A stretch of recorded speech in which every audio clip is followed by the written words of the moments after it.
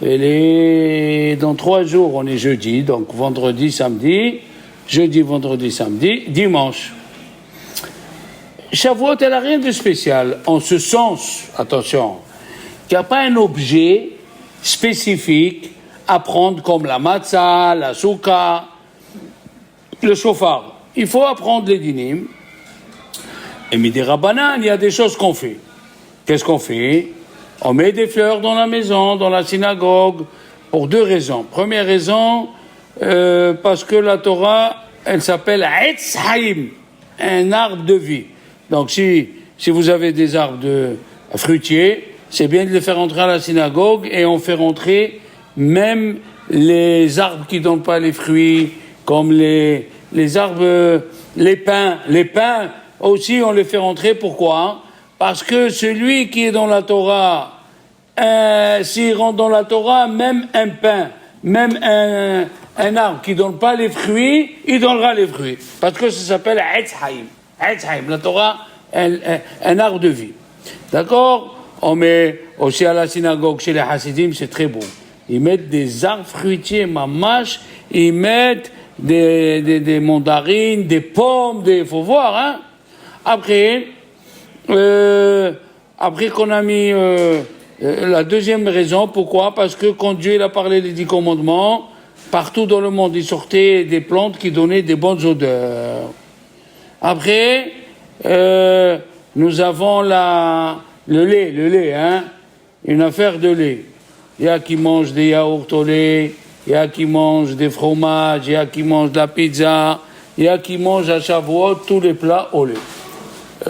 Ça, c'est pas tellement halachique. Chez nous, on mange quoi? C'est pas tellement halachique de manger que du lait, parce que c'est mitzvah Yom Tov de manger de la viande. Et aussi, pourquoi on met des arbres fruitiers? Parce que Dieu, il juge les fruits à Shavuot. Très bien. Le Gaon de Vilna a institué de ne plus mettre des fruits ou des fleurs dans les synagogues parce que les goïms ils le font. Chaque fois que les goïms ils font quelque chose, nous on ne doit pas le faire. Par exemple, l'orgue aussi, et que le lait, le Gaon de Vilna il a dit il faut plus mettre les fleurs, faut plus mettre l'orgue. Rav Haïki, quand il était à Marseille, il n'a pas voulu rentrer au grand temple parce qu'il y avait l'orgue. Alors, mais c'est une question. Rav Obadiah Yosef il a dit, nous, Zichrono Baracha, les séfarades, on n'a pas eu les takanot qu'il a fait le Gaon de Vilna au Maroc, en Algérie. On peut mettre l'orgue. Il y avait aussi un autre sujet, voilà, qu'il a dit le Gaon de Vilna. Faut pas rentrer dans une synagogue où la teva elle est à côté du Echal. Ça, c'est les synagogues qui ressemblent aux églises, les synagogues libéraux. D'accord? Donc, voilà quelque chose. Et bien sûr, nous allons parler de la veillée, qui est une chose importante, de la prière de Shavuot aussi, très importante. Alors, le Shlach Kadosh, nous allons voir, il a raconté l'histoire de Rabbi Yosef Karo, qu'il a commencé à veiller, et une voix, elle est sortie de sa gorge. On appelle ça le mentor, un ange. Il étudiait tellement la Mishnah, il a créé un ange. Et cet ange-là, il ouvrait la bouche et il lui parlait. Il a écrit un livre, ce que l'ange lui disait. Nous avons le livre, il s'appelle Maggid Mesharim. Maggid Mesharim, c'est le livre qu'il a écrit, Rabbi Yosef Karo. L'ange, tout ce qu'il lui disait, ne mange pas beaucoup de viande, comme ça il lui disait, ne mange pas. Et quand il a commencé à veiller, le soir de Shavuot, à 2h du matin, l'ange il s'est mis à parler. Et qui c'est qui a raconté ça? Rabbi Shlomo Al-Kabet, c'est lui qui a fait les Chadodim. Il a raconté dans son livre comment l'ange il a dit que depuis la destruction du temple, Hachem il n'a pas eu de joie, la Shekhina elle n'était pas contente jusqu'à ce soir-là que vous êtes ramassés, que vous étudiez. Et quand ils sont partis, Atzfat. Samedi soir. Atzfat. Et quand ils sont venus les autres amis, Rabbi Shlomo Al-Kabet, il a raconté ce qui s'est passé. Ils se sont frappés sur la figure. Malheur à nous. Pourquoi on n'a pas eu le mérite? Malheur à nous. Qu'est-ce qu'ils ont fait? Ils ont demandé à Rabbi Yosef Karo, est-ce qu'on peut faire ça le deuxième soir, alors que c'était pas Shavuot? Et il a dit, oui, si vous voulez, on fait. Et ils étaient plus de 10. Il a dit, comme on était plus de 10, la Shekhina, elle ne s'est pas mise à parler à 2h du matin. À 2h du matin. À 11h du soir, le malach s'est mis à parler. Merci, depuis que le Horban Bet Hamikdash, j'ai pas eu de repos, et grâce à vous, aïe, aïe, aïe. Bon, après on verra, Be'ezrat Hashem, qu'est-ce qu'il a dit à Rizal, que tout celui qui veille le soir, celui qui a la force, bien sûr, de veiller, il sera inscrit dans le livre où il n'aura pas de tsarot, il n'aura pas de problème cette année-là. Il a dit, Rabbi Shimon Bar Yochai, que celui qui veille ce soir, il sera béni par 70 bénédictions. Comme ça, il a dit Rabbi Shimon Bar Yochai dans le Zohar, et il a dit que la Shekhina, elle dit, je ne rentrerai pas sous la choupa, parce qu'on a dit, si vous vous rappelez, dans Shir HaShirim, c'est écrit, Ba'atara she'itera lo immo, beyom hatunato, ou beyom simchat libo. Alors, beyom hatunato, le jour du mariage, c'est quoi? C'est le jour Zo Matan Torah. Beyom hatunato, c'est Matan Torah, ou beyom simchat libo, c'est Bet Hamikdash. Donc, on est en train de partir vers un mariage. Les gens, ils ne s'imaginent pas. On est en train de partir vers un mariage. Et c'est pour cela, le Gaon de Vilna, il a dit, son élève, Rabbi Chaim Volozhin, il a écrit dans Maaserav que la maison du Gaon de Vilna, elle était remplie de manger à Shavuot. C'était la fête où il était le plus content, Shavuot. De bien s'habiller, on a appris beaucoup de choses, d'accord? Nous, les Sfarades, il y a qui lisent Megillat Ruth, oui, voilà. Et il a dit, nous, on lit les Azharot. C'est Rabbi Shlomo ibn Gabirol, qui était en Espagne, qui a écrit les 613 mitzvot en poème. D'accord? On mange du lait, parce que la Torah, elle est comparée au lait, des vaches, vechalav, tachat, les shoner. Et, c'est-à-dire, le lait et le miel sont sous ta langue. Et il a dit, le roi David, on le dit le matin, Anehemadi mizahav ou mipaz, umtukim mitdevash. Umtukim mitdevash. Les divrei Torah, ils sont plus douces que le miel. Hazak obaro. Bon, au début, c'est pas évident, hein. Ulben shinaim et halav. Ulben shinaim.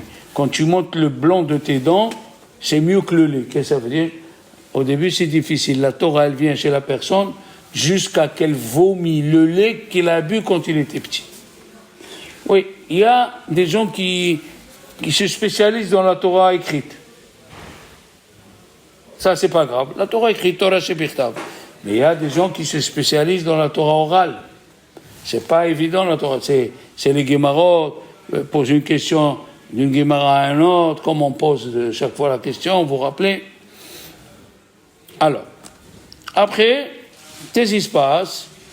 Ils lisent Megillat Ruth, nous on lit les Hazarot. Alors les Hazarot, il faut faire attention, c'est les mitzvot.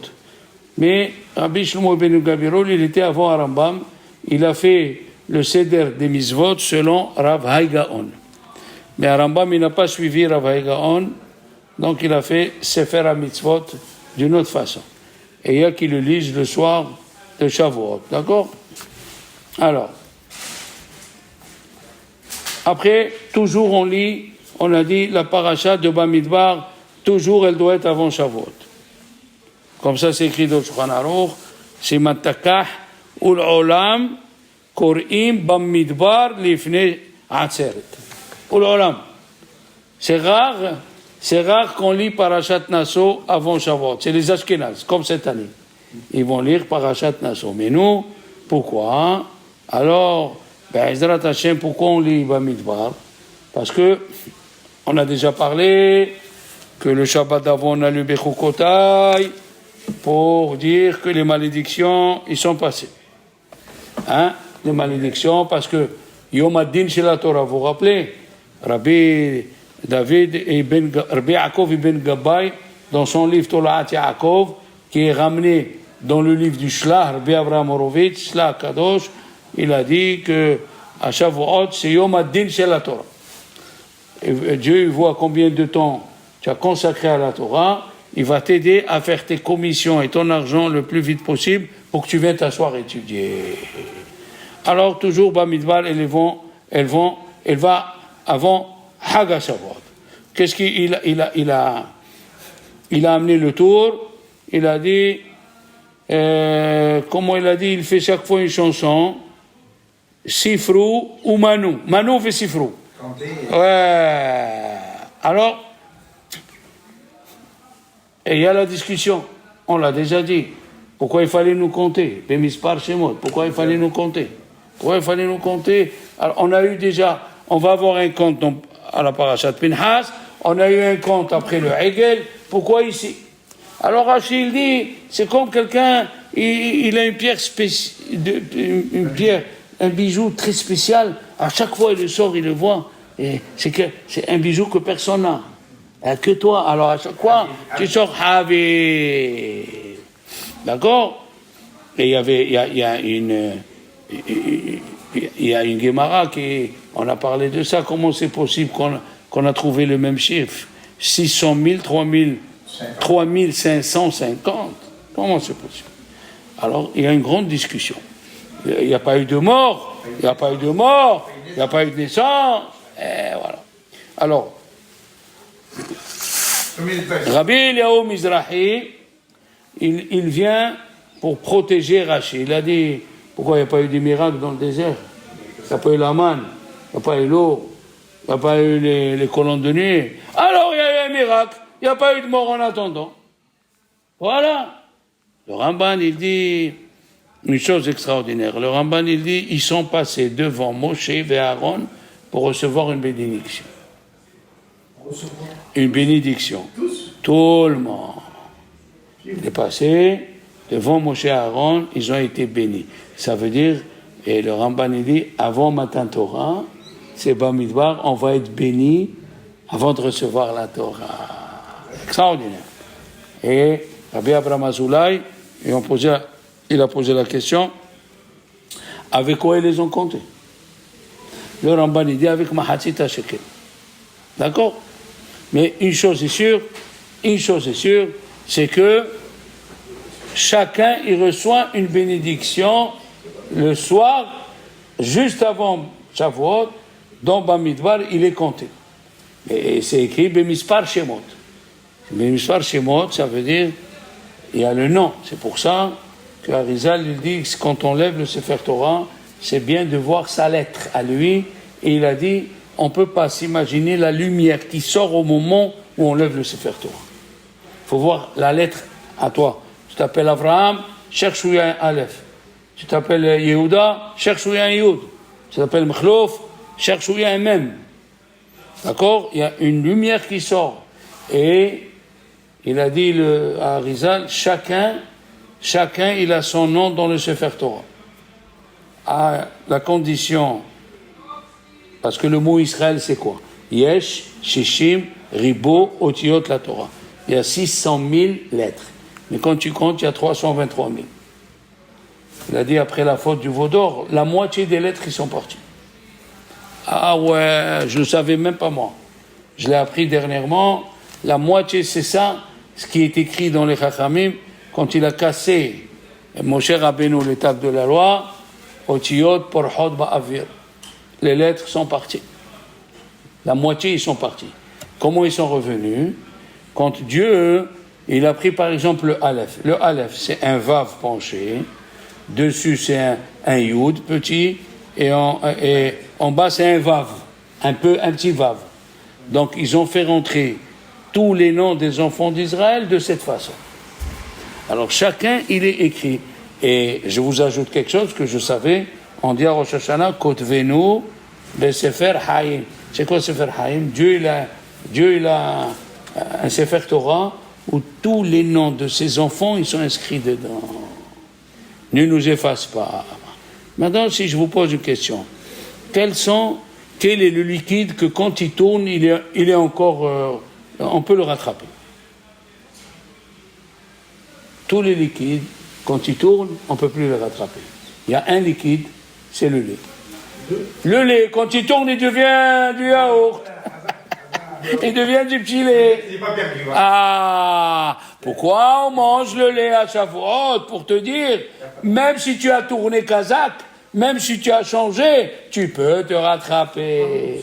C'est ce que je suis en train de dire. Mais il est rattrapable. Alors qu'un lait, un vin qui a tourné, c'est immangeable. Il devient du vinaigre. C'est pas bon. Tu peux pas prendre un verre de vinaigre. D'accord? Rabbi Moshe Feinstein, il dit dans son livre, attention, chacun il a un chiffre, il nous a compté. On n'est pas n'importe quoi. Quand on te dit, toi tu es le 345, ça veut dire que tu as une ma'ala. Tu es quelqu'un. 345. La preuve, regarde quand il y a un mariage avec le traiteur. Chacun il compte 150 €.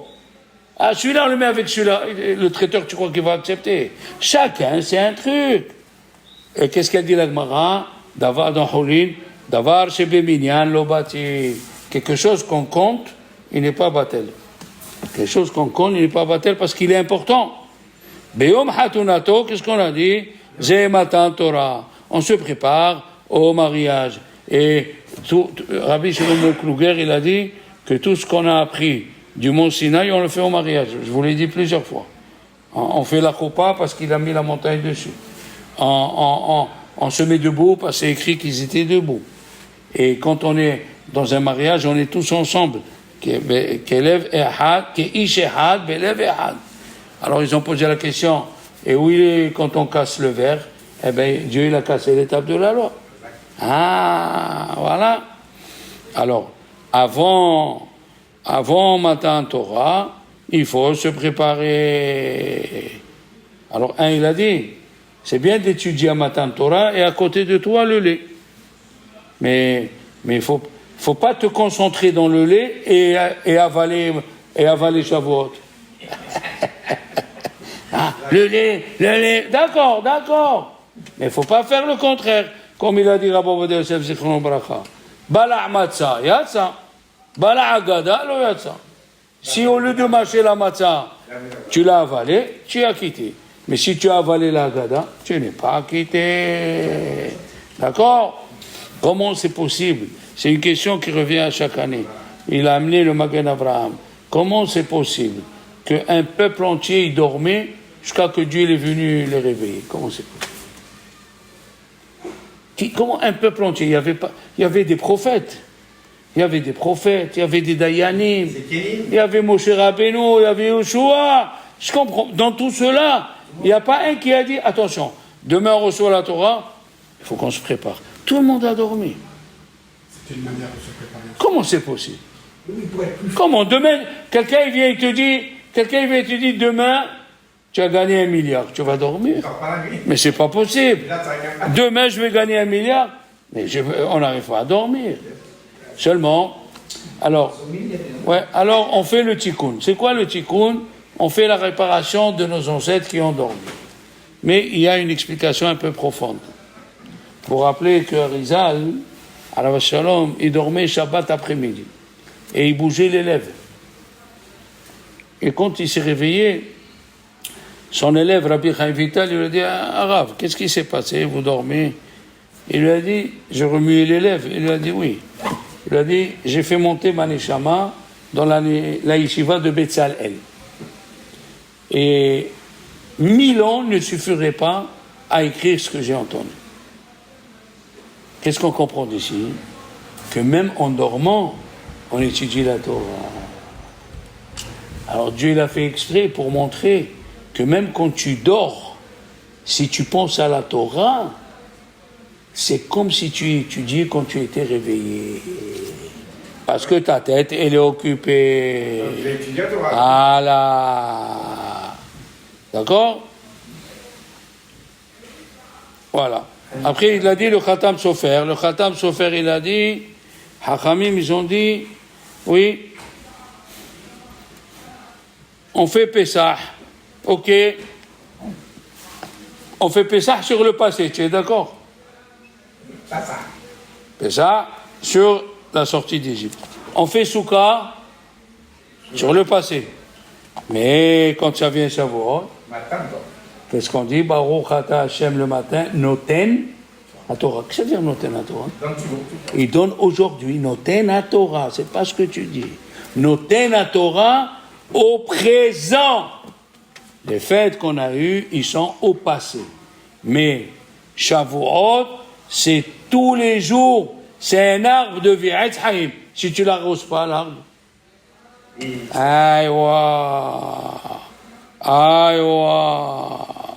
Arizal, il avait peur plus de la soirée de Shavuot que de la soirée de Hoshana Rabbah. Parce que tu ramasses beaucoup de fruits, de Shavuot. D'accord? Hein? Qu'est-ce qu'ils ont dit quand on a écouté Dieu qui nous a dit la première parole, on a reculé 12 kilomètres de peur. Et c'est les malachim qui nous prenaient et nous ramenaient. On va le faire dans le Mizmor de samedi soir. Malaché Tsevaot Yidoudoun. Qui c'est Yidoudoun? Il nous fait, en français, on le dit dandiner. On prend un bébé, on le fait dandiner. Eh bien, on a reculé 12 kilomètres, ils nous ont ramenés. On a reculé 12 kilomètres, ils nous ont ramenés. Et après, on a dit à Moshe Rabbeinu, non. C'est pas, notre âme, elle a quitté. On est mort. C'est pas que c'est une punition. Notre âme, elle a reconnu Dieu. D'où on est venu, c'était comme un aimant, notre âme, elle a quitté. Mais c'est pas une punition. Ouais.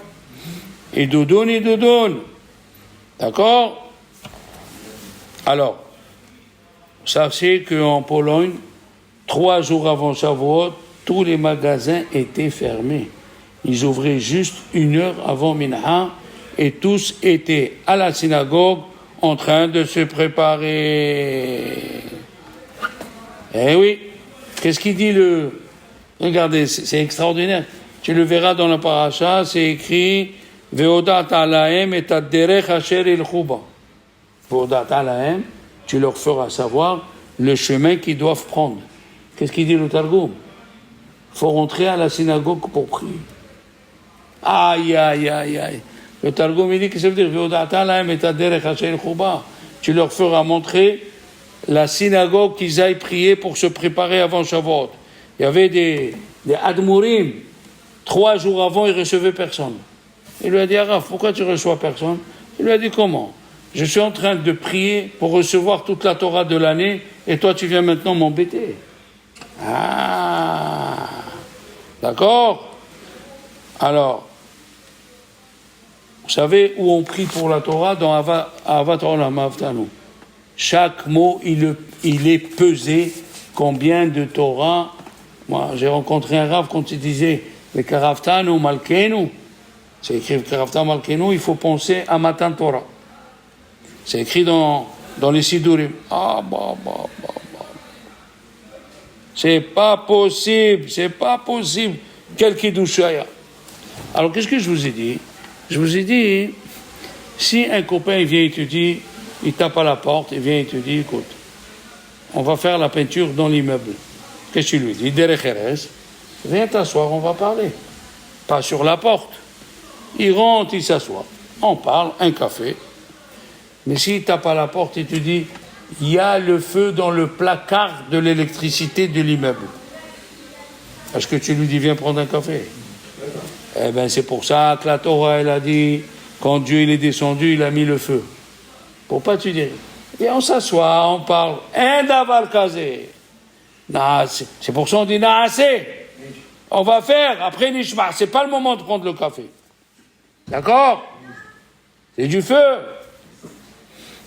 Il a dit Rabbi Yochanan dans la Gemara de Zebachim, la page Kouf Tetzaïn, quand Dieu il a donné la Torah, un oiseau, il n'a pas parlé. La création, elle était suspendue. Comme ça, il dit la Gemara. On écoutait les 10 commandements du début du monde jusqu'à la fin du monde. Ils sont partis tous chez Bilam. Ils lui ont dit, Dieu va détruire le monde, comme dans le Maboul, il a dit non. Dieu, il est en train de donner la Torah. Hachem, Oz le amo iten Hachem yebarech. Ah, ça veut dire, le jour de Madame Torah, on est béni par Dieu. Hachem, Oz, c'est la Torah. Hachem, Oz le amo iten Hachem yebarech et amo bachalom. Bien sûr. Alors, le Sfat Emet, il pose la question. Comment c'est possible que les premières tables de la loi, ils se sont cassées? La Gemara, elle demande la question. Elle a dit, les premières tables, Dieu, il a fait devant tout le monde. Alors, il y a eu un ara. Quand tu fais un mariage, tu fais une mila, fais l'Amstor, c'est pas obligé d'avoir 500 personnes. Dans la ville de Antwerpen, en Belgique, la takana des rabbanim, c'est 200, pas plus que 200. Tu veux faire plus que 200 invités, il faut que tu sortes de la ville. Parce que les gens, ils se mettaient en dette pour faire une grande fête. D'accord? Alors, il dit le Sfat Emet, les deuxièmes tables de la loi, ils sont descendus à Kippour. Personne ne le sait. Mais la question, elle est, pourquoi Dieu, il a fait ça?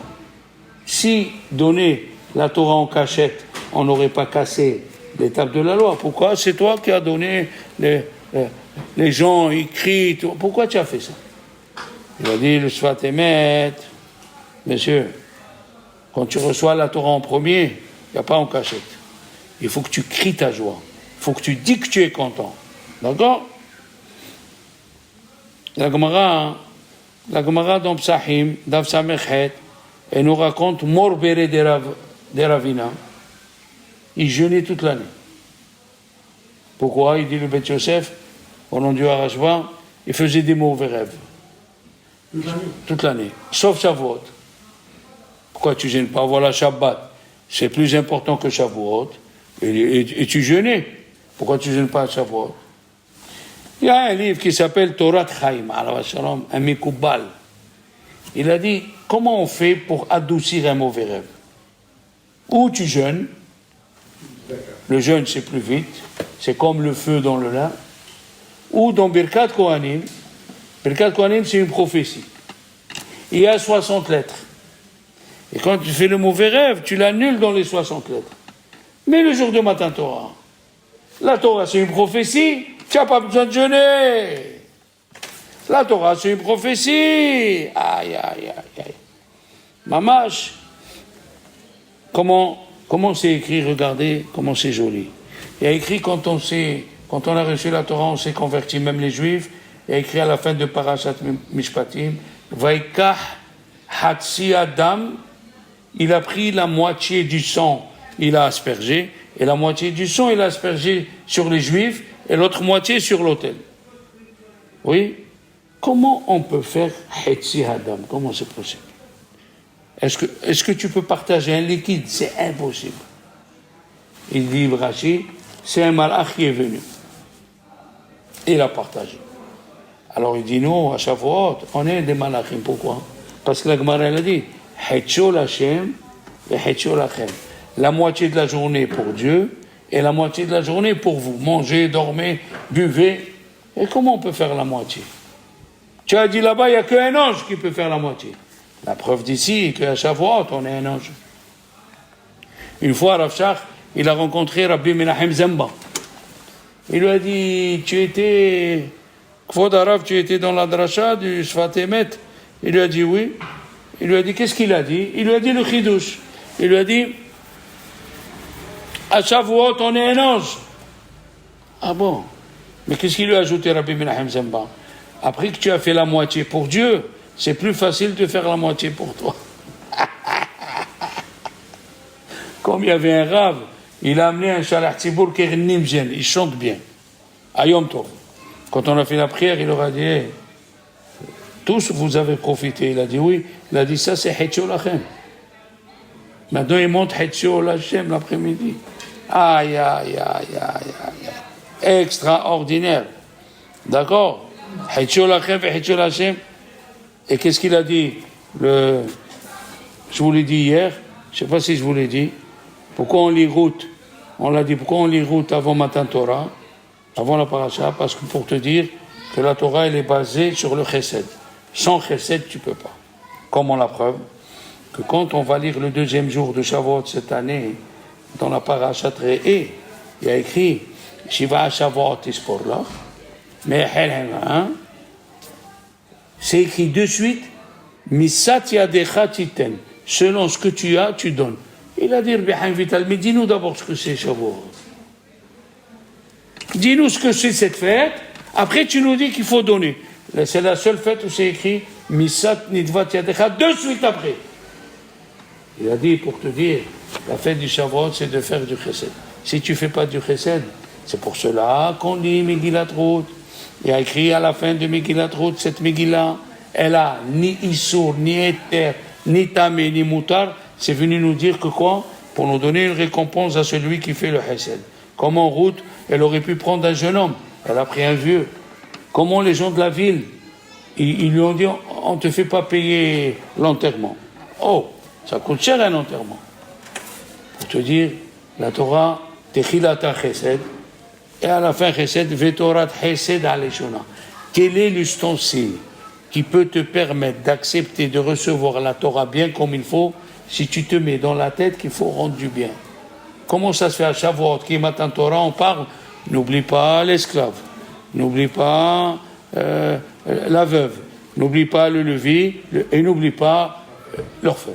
Qu'est-ce qu'elle vient faire cette mitzvah au milieu de Shavuot? Pour te dire, mon fils, tu veux réussir ta fête, tu veux bien réussir ta fête, commence à faire le chesed. Allez, chesed. Le Rav de Ponovitch, à Bnei Brak, il a monté une maison de retraite. Et la yeshiva. Et la yeshiva a eu des difficultés, il ne savait pas ce qu'il fallait faire. Ils étaient morts comme ça. Alors ils lui ont dit, ferme la maison de retraite. Torah, c'est bien. Il leur a dit, s'il n'y a pas le chesed de la maison de retraite, il n'y aura pas la Torah. Aïe, aïe, aïe, aïe, aïe, aïe, aïe, aïe. Qu'est-ce que je vous dis? Voilà, Bezrat Hashem, on va essayer de passer un bon Shavuot, que Dieu nous aide. Amen, c'est là.